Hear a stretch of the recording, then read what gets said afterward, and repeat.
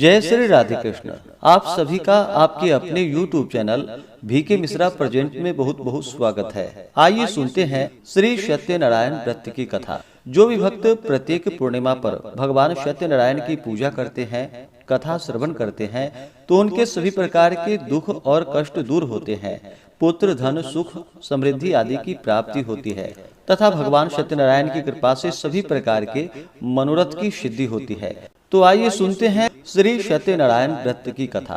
तो बोलिए प्रेम से सत्यनारायण स्वामी की जय, भगवान विष्णु की जय, माता लक्ष्मी की जय, सर्व देवी देवता की जय। कथा के अनुसार एक समय की बात है। नैमिषारण्य तीर्थ में शौनकादि 88,000 ऋषियों ने श्री सूत जी से पूछा कि हे प्रभु, इस कलयुग में वेद विद्या रहित मनुष्यों को भक्ति किस प्रकार मिल सकती है तथा उनका उद्धार कैसे होगा। हे मुनि श्रेष्ठ, कोई ऐसा तप हो तो वह बतलाइए जिसमें कि थोड़े समय से ही पुण्य प्राप्त हो सके, मनोवांछित फल भी मिल जाए।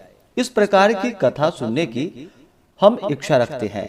सर्व शास्त्रों के ज्ञाता श्री सूत जी बोले कि हे वैष्णवों में पूज्य, आप सभी ने प्राणियों की हित की बात पूछी है, इसलिए मैं एक ऐसा श्रेष्ठ व्रत को आपको बतलाऊंगा जिसे नारद जी ने लक्ष्मी नारायण जी से पूछा था और लक्ष्मी पति जी ने मुनि श्रेष्ठ नारद जी से कहा था। आप सब इसे ध्यान से सुनिए। एक समय की बात है, योगीराज नारद जी दूसरों के हित की इच्छा के लिए अनेकों लोकों में घूमते हुए मृत्यु लोक में आ पहुंचे। वहां उन्होंने अनेक योनियों में जन्मे प्रायः सभी मनुष्यों को अपने कर्मों द्वारा अनेकों दुखों से पीड़ित देखा। उनका दुख देखकर नारद जी सोचने लगे, ऐसा क्या यत्न किया जाए जिसके करने से निश्चय रूप से मानव के दुखों का अंत हो जाए। इसी विचार पर मनन करते हुए विष्णु लोक में गए। वहां वह देवों के इष्ट नारायण की स्तुति करने लगे, जिनके हाथों में शंख, चक्र, गदा और पद्म थे, गले में वरमाला पहने हुए थे। स्तुति करते हुए नारद जी बोले कि हे भगवान, आप अत्यंत शक्ति से संपन्न हैं। मन तथा वाणी भी आपको नहीं पा सकती। आपका आदि, मध्य तथा अंत नहीं है। निर्गुण स्वरूप सृष्टि के कारण भक्तों के दुख को दूर करने वाले हैं। आपको मेरा नमस्कार है। नारद जी की स्तुति सुनकर भगवान विष्णु बोले कि हे मुनि श्रेष्ठ, आपके मन में क्या बात है? आप किस कारण के लिए यहाँ पर पधारे हैं, उसे निसंकोच होकर हमसे कहिए। इस पर नारद मुनि बोले कि मृत्यु लोक में अनेक योनियों में जन्मे मनुष्य अपने कर्मों द्वारा अनेकों दुखों से दुखी हो रहे हैं। हे नाथ, आप मुझ पर दया रखते हैं तो यह बतलाइए कि वो मनुष्य थोड़े प्रयास से ही अपने दुखों से कैसे छुटकारा पा सकते हैं। भगवान श्री हरि बोले कि हे नारद, मनुष्यों की भलाई के लिए तुमने बहुत ही अच्छी बात पूछी है। जिसके करने से मनुष्य मोह से छूट जाता है, वह बात मैं तुमसे कहता हूँ, उसे सुनो। स्वर्ग लोक व मृत्यु लोक दोनों में एक दुर्लभ उत्तम व्रत है जो पुण्य को देने वाला है। आज प्रेमवश होकर मैं तुमसे वही कहता हूँ। यह व्रत श्री सत्यनारायण भगवान का व्रत है। अच्छी तरह विधान पूर्वक करके मनुष्य तुरंत ही यहाँ सुख को भोग कर मरने पर मोक्ष को पाता है। श्री हरि के वचन को सुनकर नारद जी बोले, उस व्रत का क्या फल है, उसका क्या विधान है, यह व्रत किसने किया था, इस व्रत को किस दिन करना चाहिए, सभी कुछ विस्तार पूर्वक हमसे बतलाइए। नारद जी की बात को सुनकर भगवान श्री हरि बोले, दुख व शोक को दूर करने वाला, यह सभी स्थानों पर विजय दिलाने वाला है। मानव को भक्ति व श्रद्धा के साथ शाम को श्री सत्यनारायण की पूजा धर्म पारायण होकर ब्राह्मणों व बंधु बांधवों के साथ करनी चाहिए। भक्ति भाव से ही नैवेद्य, केले का फल, घी, दूध और गेहूं का आटा सवाया ले। गेहूं के स्थान पर साठी का आटा, शक्कर तथा गुड़ लेकर वह सभी भक्षण योग्य पदार्थों को मिलाकर भगवान को भोग लगाए। ब्राह्मणों सहित बंधु बांधवों को भी भोजन करवाए। उसके बाद स्वयं भोजन करे, भजन कीर्तन के साथ भगवान की भक्ति में लीन हो जाए। इस तरह से सत्यनारायण भगवान का यह व्रत करने पर मनुष्य सारी इच्छाएं निश्चित रूप से पूरी कर सकता है। इस कली काल अर्थात कलयुग में मृत्यु लोक में मोक्ष का यह एक सरल उपाय है। इस प्रकार से श्री सत्यनारायण व्रत कथा में पहले अध्याय की कथा पूर्ण हुई। अब सुनते हैं दूसरे अध्याय की कथा। सूत जी बोले, हे ऋषियों, जिसने पहले समय में इस व्रत को किया था उसका इतिहास मैं कहता हूँ, ध्यान पूर्वक सुनो। सुंदर काशीपुरी नगरी में एक अत्यंत निर्धन ब्राह्मण रहता था। भूख प्यास से परेशान वह धरती पर घूमा करता था। ब्राह्मणों से प्रेम करने वाले भगवान ने एक दिन ब्राह्मण का वेश धारण कर उसके पास जाकर पूछा कि हे विप्र, नित्य दुखी होकर तुम पृथ्वी पर क्यों घूमते हो? दीन ब्राह्मण बोला, मैं निर्धन हूँ, भिक्षा के लिए धरती पर घूमा करता हूँ। हे भगवान, यदि आप इसका कोई उपाय जानते हो तो वह बतलाइए। वृद्ध ब्राह्मण कहते हैं कि सत्यनारायण भगवान मनोवांछित फल को देने वाले हैं, इसलिए तुम उनका पूजन करो। इसे करने से मनुष्य सभी दुखों से मुक्त हो जाता है। वृद्ध ब्राह्मण बनकर आए सत्यनारायण भगवान उस निर्धन ब्राह्मण को व्रत का सारा विधान बतलाकर अंतर ध्यान हो गए। ब्राह्मण मन ही मन सोचने लगा कि जिस व्रत को वृद्ध ब्राह्मण करने को कह गए हैं मैं उसे जरूर करूंगा। यह निश्चय करने के बाद उसे रात में नींद भी नहीं आई। वह सवेरे उठकर सत्यनारायण भगवान के व्रत का निश्चय कर भिक्षा मांगने के लिए चला गया। उस दिन निर्धन ब्राह्मण को भिक्षा में बहुत सारा धन मिला, जिससे उसने बंधु बांधवों के साथ मिलकर श्री सत्यनारायण भगवान का व्रत संपन्न किया। भगवान सत्यनारायण का व्रत संपन्न करने के बाद वह निर्धन ब्राह्मण सभी दुखों से छूट गया और अनेक प्रकार की संपत्तियों से युक्त हो गया। उसी समय से यह ब्राह्मण हर माह इस व्रत को करने लगा। इस तरह से सत्यनारायण भगवान के व्रत को जो मनुष्य करेगा वह सभी प्रकार के पापों से छूटकर मोक्ष को प्राप्त हो जाएगा। सूत जी बोले कि इस तरह से नारद जी से नारायण जी का कहा हुआ श्री सत्यनारायण व्रत को मैंने तुमसे कहा है। हे विप्रो, अब मैं क्या कहूँ? ऋषि बोले कि हे मुनिवर, संसार में उस विप्र से सुनकर और किस किस ने इस व्रत को किया, हम सब इस बात को सुनना चाहते हैं। इसके लिए हमारे मन में श्रद्धा और भक्ति भाव है। श्री सूत जी बोले कि हे मुनियों, जिसने इस व्रत को किया है वह सब सुनो। एक समय वही विप्र धन व ऐश्वर्य के अनुसार अपने बंधु बांधवों के साथ इस व्रत को करने को तैयार हुआ। उसी समय एक लकड़ी बेचने वाला बूढ़ा आदमी आया और लकड़ियां बाहर रखकर अंदर ब्राह्मण के घर में गया। प्यास से दुखी वह लकड़हारा उनको व्रत करते हुए देखकर विप्र को नमस्कार कर पूछने लगा कि आप यह क्या कर रहे हैं तथा इसके करने से क्या फल मिलेगा, कृपा कर मुझे भी बतलाइए। ब्राह्मण ने कहा कि यह सब मनोकामनाओं को पूरा करने वाला भगवान सत्यनारायण का व्रत है। इसकी कृपा से ही मेरे घर में धन धान्य आदि की वृद्धि हुई है। विप्र से सत्यनारायण व्रत के बारे में जानकर लकड़हारा बहुत प्रसन्न हुआ और चन्नामृत लेकर वह प्रसाद खाने के बाद वह अपने घर गया। लकड़हारे ने अपने मन में संकल्प किया कि आज लकड़ी बेचने से जो धन मिलेगा उसी से श्री सत्यनारायण भगवान का उत्तम व्रत करूंगा।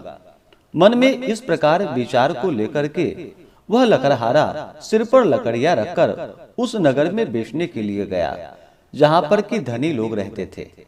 उस नगर में उसे अपनी लकड़ियों का दाम पहले से 4 गुना अधिक मिला। बूढ़ा प्रसन्नता के साथ दाम लेकर केले, शक्कर, घी, दूध, दही और गेहूं का आटा ले और सत्यनारायण भगवान के व्रत की अन्य सामग्रियां लेकर अपने घर गया। वहां उसने अपने बंधु बांधवों को बुलाकर विधि विधान से सत्यनारायण भगवान का पूजन और व्रत किया। इस व्रत के प्रभाव से वह बूढ़ा लकड़हारा धन पुत्र आदि से युक्त होकर संसार के समस्त सुख भोग कर अंत काल में वैकुंठ धाम को चला गया। इस प्रकार से श्री सत्यनारायण व्रत कथा में दूसरे अध्याय की कथा पूर्ण हुई। तो बोलिए प्रेम से श्री सत्यनारायण भगवान की जय। अब सुनते हैं तीसरे अध्याय की कथा। श्री सूत जी बोले कि हे श्रेष्ठ मुनियों, अब आगे की कथा कहता हूँ। पहले समय में उल्कामुख नाम का एक बुद्धिमान राजा था। वह सत्यवक्ता और जितेंद्रिय था। प्रतिदिन देव स्थानों पर जाता और निर्धनों को धन देकर उनके कष्ट दूर करता था। उसकी पत्नी कमल के समान मुख वाली तथा सती साध्वी थी। भद्रशिला नदी के तट पर उन दोनों ने श्री सत्यनारायण भगवान का व्रत किया। उसी समय साधु नाम का एक वैश्य आया। उसके पास व्यापार करने के लिए बहुत सा धन भी था। राजा को व्रत करते हुए देखकर वह विनय के साथ पूछने लगा कि हे राजन, भक्ति भाव से पूर्ण होकर आप यह क्या कर रहे हैं? मैं सुनने की इच्छा रखता हूँ, आप मुझे बतलाइए। राजा बोला कि हे साधु, अपने बंधु बांधवों के साथ पुत्रादि की प्राप्ति के लिए एक महाशक्तिमान श्री सत्यनारायण भगवान का व्रत व पूजन कर रहा हूँ। राजा के वचन को सुनकर साधु आदर से बोला कि हे राजन, मुझे इस व्रत का सारा विधान कहिए। आपके कथानुसार मैं भी इस व्रत को करूँगा। मेरी भी संतान नहीं है और इस व्रत को करने से निश्चित रूप से मुझे संतान की प्राप्ति होगी। राजा से व्रत का सारा विधान सुनकर व्यापार से निवृत्त हो वह अपने घर को गया। साधु वैश्य ने अपनी पत्नी को संतान देने वाले इस व्रत का वर्णन कह सुनाया और कहा कि जब मेरी संतान होगी तब मैं इस व्रत को करूंगा। साधु ने इस तरह के वचन अपनी पत्नी लीलावती से कहे। एक दिन लीलावती पति के साथ आनंदित हो सांसारिक धर्म में प्रवृत्त होकर सत्यनारायण भगवान की कृपा से गर्भवती हो गई। 10वें महीने में उसके गर्भ से एक सुंदर कन्या ने जन्म लिया। दिनों दिन वह ऐसे बढ़ने लगी जैसे कि शुक्ल पक्ष की चंद्रमा बढ़ता हो। माता पिता ने अपनी कन्या का नाम कलावती रखा। एक दिन लीलावती ने मीठे शब्दों में अपने पति को याद दिलाया कि आपने सत्यनारायण भगवान के जिस व्रत को करने का संकल्प लिया था उसे करने का समय आ गया है। आप इस व्रत को करिए। साधु बोला कि हे प्रिय, इस व्रत को मैं उसके विवाह पर करूंगा। इस प्रकार अपनी पत्नी को आश्वासन देकर वह नगर को चला गया। कलावती पिता के घर में रहकर वृद्धि को प्राप्त हो गई। साधु ने एक बार नगर में अपनी कन्या को सखियों के साथ देखा तो तुरंत ही दूत को बुलाया और कहा कि मेरी कन्या के योग्य वर देखकर आओ। साधु की बात सुनकर दूत कंचन नगर में पहुंचा और वहां देखभाल कर लड़की के लिए सुयोग्य वणिक पुत्र को ले आया। सुयोग्य लड़के को देख साधु ने बंधु बांधवों को बुलाकर अपनी पुत्री का विवाह कर दिया। लेकिन दुर्भाग्य की बात यह थी कि साधु ने अभी भी श्री सत्यनारायण भगवान का व्रत नहीं किया। इस पर श्री सत्यनारायण भगवान क्रोधित हो गए और श्राप दे दिया कि साधु को अत्यधिक दुख मिले। अपने कार्य में कुशल साधु बनिया जमाई को लेकर समुद्र के पास स्थित होकर रत्नासारपुर नगर को गया। वहां जाकर दामाद ससुर दोनों मिलकर चंद्रकेतु राजा के नगर में व्यापार करने लगे। एक दिन सत्यनारायण भगवान की माया से एक चोर राजा का धन चुराकर भाग रहा था। उसने राजा के सिपाहियों को अपना पीछा करते हुए देख चुराया हुआ धन वहां रख दिया जहां पर कि साधु अपने जमाई के साथ ठहरा हुआ था। राजा के सिपाहियों ने साधु वैश्य के पास राजा का धन पड़ा देखा तो वह ससुर जमाई दोनों को बांधकर प्रसन्नता से राजा के पास ले गया और कहा कि उन दोनों चोरों को हम पकड़कर लाए हैं, आप आगे की कार्रवाई की आज्ञा दें। राजा की आज्ञा से उन दोनों को कठिन कारावास में डाल दिया गया और उसका सारा धन भी उससे छीन लिया गया। श्री सत्यनारायण भगवान के श्राप से साधु की पत्नी भी बहुत दुखी हुई। घर में जो धन रखा था उसे चोर चुरा कर ले गए। शारीरिक तथा मानसिक पीड़ा व भूख से प्यास से अति दुखित हो अन्य की चिंता में कलावती एक ब्राह्मण के घर गई। वहां उसने श्री सत्यनारायण भगवान का व्रत होता देखा, फिर कथा भी सुनी। वह प्रसाद ग्रहण कर रात को घर वापस आई।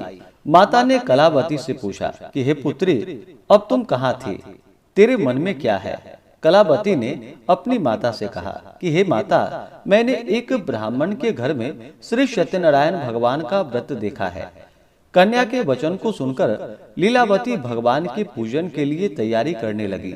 लीलावती ने परिवार व अन्य बंधु बांधवों सहित सत्यनारायण भगवान का पूजन किया और उसने वर मांगा कि मेरे पति तथा जमाई शीघ्र घर को आ जाए। साथ ही यह भी प्रार्थना की कि हम सबका अपराध क्षमा करे। श्री सत्यनारायण भगवान इस व्रत से संतुष्ट हो गए और राजा चंद्रकेतु को सपने में दर्शन देकर कहा कि हे राजन, तुम उन दोनों वैश्यों को छोड़ दो और तुमने उनका जो भी धन लिया है उसे वापिस कर दो। अगर ऐसा नहीं किया तो मैं तुम्हारा धन राज्य नष्ट कर दूंगा। राजा को यह सब कहकर वह अंतर ध्यान हो गए। प्रातः काल सभा में राजा ने अपना सपना सुनाया, फिर बोला कि वणिक पुत्रों को कैद से मुक्त कर सभा में ले आओ। दोनों ने आते ही राजा को प्रणाम किया। राजा मीठी वाणी में बोला कि हे महानुभावों, भाग्यवश ऐसा कठिन दुख तुम्हें प्राप्त हुआ है, लेकिन अब तुम्हें कोई भय नहीं है। ऐसा कहकर राजा ने उन दोनों को नए वस्त्राभूषण भी पहनाए और जितना उसका धन लिया था उससे 2 गुना धन वापस कर दिया। दोनों वैश्य अपने घर को चले आए। इस प्रकार से श्री सत्यनारायण व्रत कथा में तीसरे अध्याय की कथा पूर्ण हुई। तो बोलिए प्रेम से श्री सत्यनारायण स्वामी की जय। अब सुनते हैं चौथे अध्याय की कथा। श्री सूत जी बोले, वैश्य ने मंगलाचार कर अपनी यात्रा आरंभ की और अपने नगर की ओर चल दिया। उनके थोड़ी दूर जाने पर एक दंडी वेशधारी सत्यनारायण ने उनसे पूछा कि हे साधु, तेरी नाव में क्या है? अभिमानी वणिक हंसता हुआ बोला कि हे दंडी, आप क्यों पूछते हो? क्या धन लेने की इच्छा है? मेरी नाव में तो बेल व पत्ते भरे हुए हैं।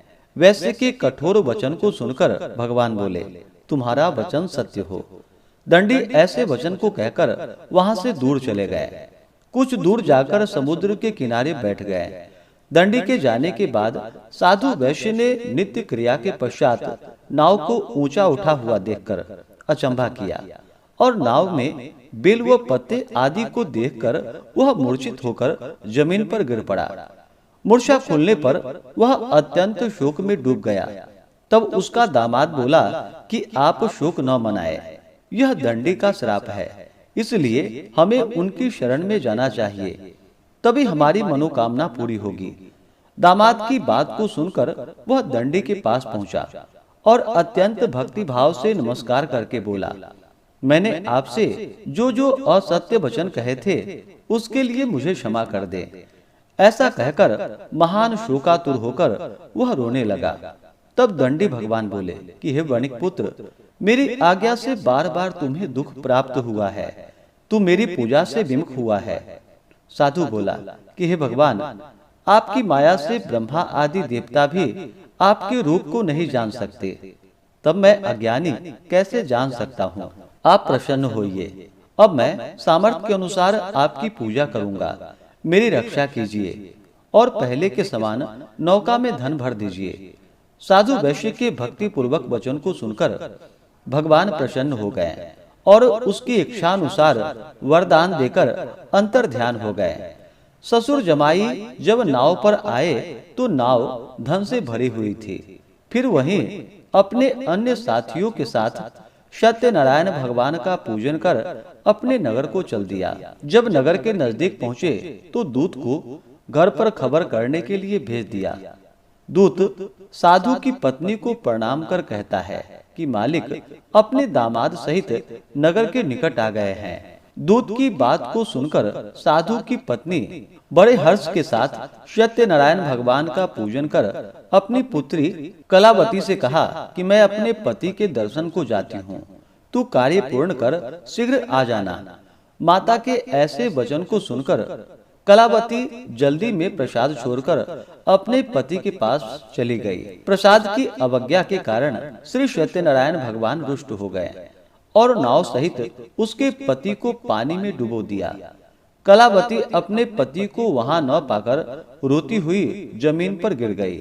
नौका को डूबा हुआ देखकर वह कन्या को रोता हुआ देखकर साधु दुखी होकर बोला कि हे प्रभु, मुझसे तथा मेरे परिवार से जो भूल हुई है उसे आप क्षमा कीजिए। साधु के दीन वचन को सुनकर श्री सत्यनारायण भगवान प्रसन्न हो गए और आकाशवाणी हुई कि हे साधु, तेरी कन्या मेरे प्रसाद को छोड़कर आई है, इसलिए उसका पति अदृश्य हो गया है। यदि वह घर जाकर प्रसाद खाकर लौटती है तो उसे उसका पति अवश्य प्राप्त होगा। ऐसी आकाशवाणी को सुनकर कलावती घर पहुंचकर प्रसाद खाती है और फिर अपने पति के दर्शन करती है। इसके बाद साधु अपने बंधु बांधवों सहित श्री सत्यनारायण भगवान का विधि विधान से पूजन करता है और इस लोक का सुख भोग कर अंत में स्वर्ग को जाता है। इस प्रकार से श्री सत्यनारायण व्रत कथा में चौथे अध्याय की कथा पूर्ण हुई। तो बोलिए प्रेम से श्री सत्यनारायण स्वामी की जय। अब सुनते हैं पांचवें अध्याय की कथा। सूत जी बोले कि हे ऋषियों, मैं और भी एक कथा सुनाता हूँ, उसे भी ध्यान पूर्वक सुनो। प्रजा पालन में लीन तुंग ध्वज नाम का एक राजा था।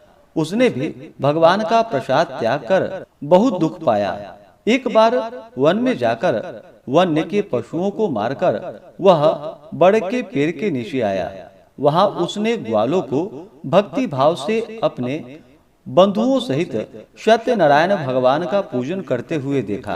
अभिमानवश राजा ने उन्हें देखकर भी पूजा स्थान में नहीं गया और ना ही उसने भगवान को नमस्कार ही किया। ग्वालों ने राजा को प्रसाद दिया, लेकिन उसने वह प्रसाद नहीं खाया और प्रसाद को वहीं पर छोड़कर अपने नगर को चला गया। जब वह नगर में पहुंचा तो वहां सब कुछ तहस नहस हुआ पाया, तो वह शीघ्र ही समझ गया कि यह सब भगवान ने ही किया है। वह दोबारा ग्वालों के पास पहुंचा और विधि पूर्वक पूजा करके प्रसाद खाया तो सत्यनारायण भगवान की कृपा से सब कुछ पहले जैसा हो गया और दीर्घ काल तक सुख भोगने के बाद मरणोपरांत उसे स्वर्ग की प्राप्ति हुई। जो मनुष्य परम दुर्लभ इस व्रत को करेगा तो भगवान सत्यनारायण की अनुकंपा से उसे धन धान्य की प्राप्ति होगी। निर्धन धनी हो जाता है और भय मुक्त हो जीवन जीता है। संतानहीन मनुष्य को संतान सुख प्राप्त होता है और सारे मनोरथ पूर्ण होने पर मानव अंत काल में वैकुंठ धाम को जाता है। श्री सूत जी बोले, जिन्होंने पहले इस व्रत को किया है अब उनके दूसरे जन्म की कथा कहता हूँ। वृद्ध सतानंद ब्राह्मण ने सुदामा का जन्म लेकर मोक्ष की प्राप्ति की। लकड़हारे ने अगले जन्म में निषाद बनकर मोक्ष को प्राप्त किया। उल्का मुख नाम का राजा दशरथ होकर वैकुंठ को गए। साधु नाम के वैश्य ने मोर ध्वज बनकर अपने पुत्र को आरे से चीरकर मोक्ष पाया। महाराज तुंग ध्वज ने स्वयंभू होकर भगवान में भक्ति युक्त हो कर्म कर मोक्ष को प्राप्त किया। इस प्रकार से श्री सत्यनारायण व्रत कथा में पांचवें अध्याय की कथा पूर्ण हुई। तो बोलिए प्रेम से श्री सत्यनारायण स्वामी की जय। भगवान विष्णु की जय। माता लक्ष्मी की जय। इसी प्रकार से जो भी भक्त सच्ची श्रद्धा के साथ भगवान सत्यनारायण की पूजा करते हैं, कथा श्रवण करते हैं, तो भगवान सत्यनारायण की कृपा से उनके सभी प्रकार के दुख और कष्ट दूर हो जाते हैं तथा सभी प्रकार के मनोरथ की सिद्धि होती है और अंत में भगवान के धाम की प्राप्ति होती है। तो आशा करता हूँ कि यह जानकारी आपको अच्छा लगा हो। इसी प्रकार से ज्ञानवर्धक जानकारियाँ प्राप्त करते रहने के लिए, व्रत पूजा के बारे में जानने के लिए, कथा को सुनने के लिए तो चैनल को लाल बटन दबा करके सब्सक्राइब करें, साथ में बेल आइकन घंटी को दबाएं ताकि आने वाली वीडियो का नोटिफिकेशन आपको समय से मिलता रहे। वीडियो को लाइक करें, शेयर करें। सुखी रहें और स्वस्थ रहें। जय श्री राधे कृष्ण। धन्यवाद।